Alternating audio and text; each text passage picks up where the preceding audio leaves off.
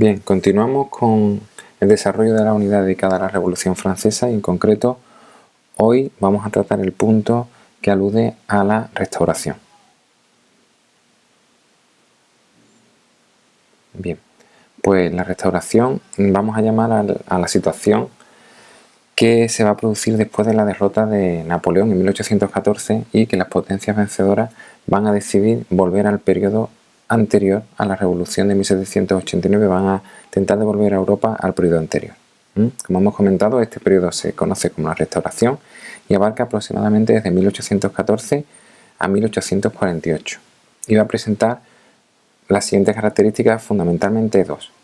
En primer lugar, va a ser un periodo en el que va a tener mucha importancia la ideología conservadora y lógicamente contraria a la revolución, y por otro lado se va a buscar la reordenación del mapa de Europa, es decir, eliminar todas las conquistas que había conseguido Francia en el periodo revolucionario y volver a una Europa en principio previa a la revolución de 1789. Vamos a entrar en detalle de cada una de estas características, de algunos rasgos. En principio vamos a detallar un poco a qué nos referimos con lo de la ideología conservadora. Bien, en principio, de nuevo habría que comentar que los ideales en este periodo van a ser opuestos a los ideales de la revolución, es decir, libertad se va a contraponer la autoridad, a la razón se le va a oponer la Iglesia y al cambio la tradición. O sea, los ideales tradicionales de la Ilustración, estos ideales conservadores van a ser los que hemos mencionado. ¿Por qué? Pues porque los ideales ilustrados se ven como una amenaza, se ven como algo que va a llevar a la revolución y a la anarquía. Uno de los principales o los primeros pensadores que escribieron sobre el tema es Edmund Burke, que será uno de, como comentamos aquí, uno de los promotores de este pensamiento ya incluso durante la Revolución Francesa, en su obra más famosa sobre el tema, que es Reflexiones sobre la Revolución en Francia. Respecto a la reordenación del mapa de Europa, esto se consigue en el Congreso de Viena, aproximadamente de 1814 a 1815, aunque hay un parón cuando Napoleón vuelve del exilio y se produce el periodo del gobierno de los 100 días, pero abarca, eso, como decimos, de 1814 a 1815, este congreso que se realiza en la ciudad de Viena.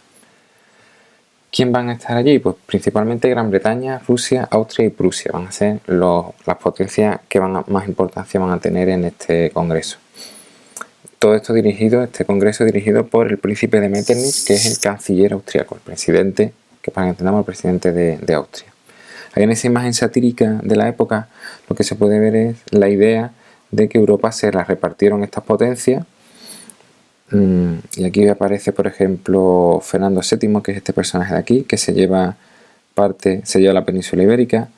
El rey, el rey Borbón, que va a tomar la corona de Francia, pues aquí aparece como el zar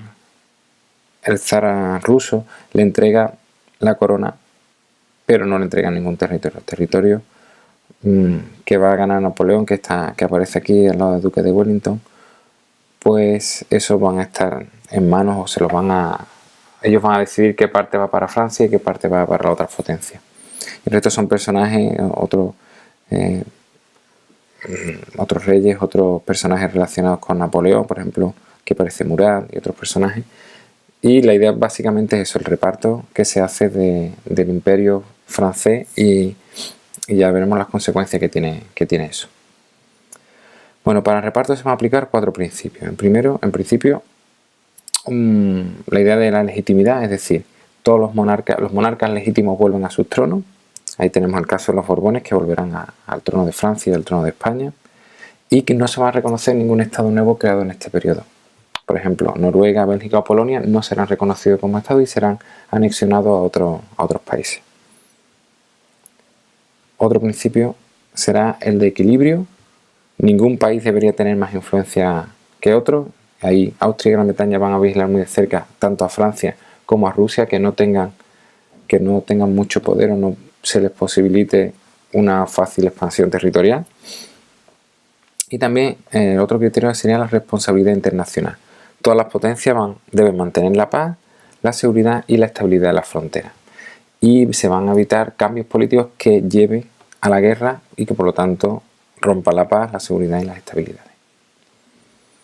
Otro elemento importante es el derecho a la intervención. Todas las potencias que participan en el Congreso de Viena, se comprometen a que si aparecen intentos revolucionarios en algún país, se arrogan el derecho de intervenir para parar estos intentos revolucionarios, algo que ocurrirá aquí, por ejemplo, en España, con la intervención de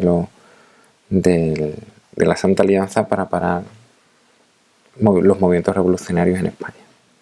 Veamos ahora cómo se plasma esto en el mapa de Europa. Bien, vamos a ver ahora cómo se plasma el Congreso de Viena en Europa. Estaríamos alrededor de 1815 y vamos a ver qué situación vamos a encontrar en el continente. En primer lugar, tras el Congreso de Viena, como ya hemos comentado, se van a crear unos estados tapón en esta zona de aquí, que lo que va a impedir, esta zona se va a fortalecer y va a impedir que Francia pueda expandirse hacia el este. Va a contener unas posibles expansiones de Francia. Por otro lado, también, como ya hemos comentado, los nuevos estados que se crean, pues van a no van a tener continuidad. Entonces, como se puede ver aquí, el reino de Noruega va a pasar a Suecia, Polonia pasará al Imperio Ruso, también zona para acá que tendría que estar Finlandia. Finlandia también es anexionada por Rusia. Y también habría que mencionar que el Imperio Austrohúngaro, que ocupa gran parte de todo esto,